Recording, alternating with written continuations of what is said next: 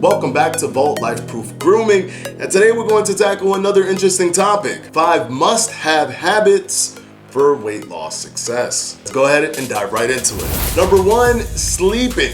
This just has to happen. If you shy away from sleeping and you think, well, I'm just gonna stay awake and I'm gonna do my thing, what ends up happening is, as mentioned in previous videos, leptin will reduce. And leptin is the hormone that tells your brain that you are full. So this can easily lend to overeating, and that is something you want to avoid. You want to be as cognizant and aware of how much you're eating, and if you're already full, you don't want a delay to be taking place, because if it does, you are more than likely going to overeat. Now let's go ahead and move on to number 2. Eating more at home and being more mindful of what you're actually eating. You never know exactly to a T how many calories are in any given food. That we understand, because there can be so many variables, but you definitely don't even know within the ballpark how many calories are in foods when you're eating out. So if you eat at home, you have much more control of the energy intake. So focus on foods that you set and cook at home, and you will be at a much greater advantage than those who typically eat out. Let's go ahead and move on to number 3. Do not weigh yourself every day. And the reason that I say this is because what you will be seeing on that scale will definitely mislead you. So many different variables that can fluctuate the weight that you're seeing on the scale.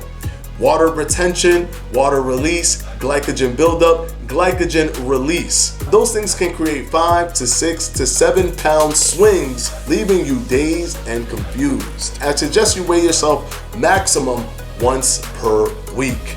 And this bounces us right to number 4. Take pictures and videos every time you weigh yourself. Why? Because this is a more accurate measurement of body fat loss. Remember, the scale is telling you the totality of weight on your body. That includes everything. But if you take pictures and videos of yourself, you can start to see differences and changes in your overall body composition.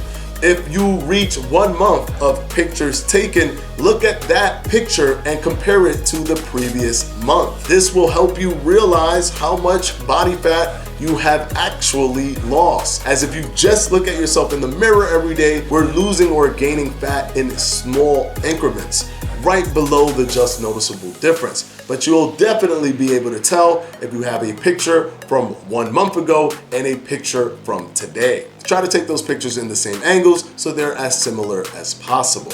Now let's go ahead and move on to number 5, exercise.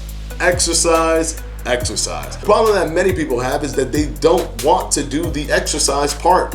But the thing with exercise is that it helps combat metabolic adaptation or adaptive thermogenesis. And that is when your body's metabolism just reduces simply because you have lost weight. Your body is trying to be more efficient because there's so much energy output that it's not really comfortable with. Your body is going to combat that energy output by being efficient with the energy that it uses in your body. But what's the primary driver for your metabolic rate? Well, that's lean mass. And how do you retain or build lean mass? Easy. You do resistance training. If you keep up your resistance training, or if you go to the gym and you help retain muscle, that will help combat metabolic adaptation by enhancing your lean mass, which is the primary driver for your metabolic rate. This is something you definitely want to do. All right, guys, I'll see you in the next one.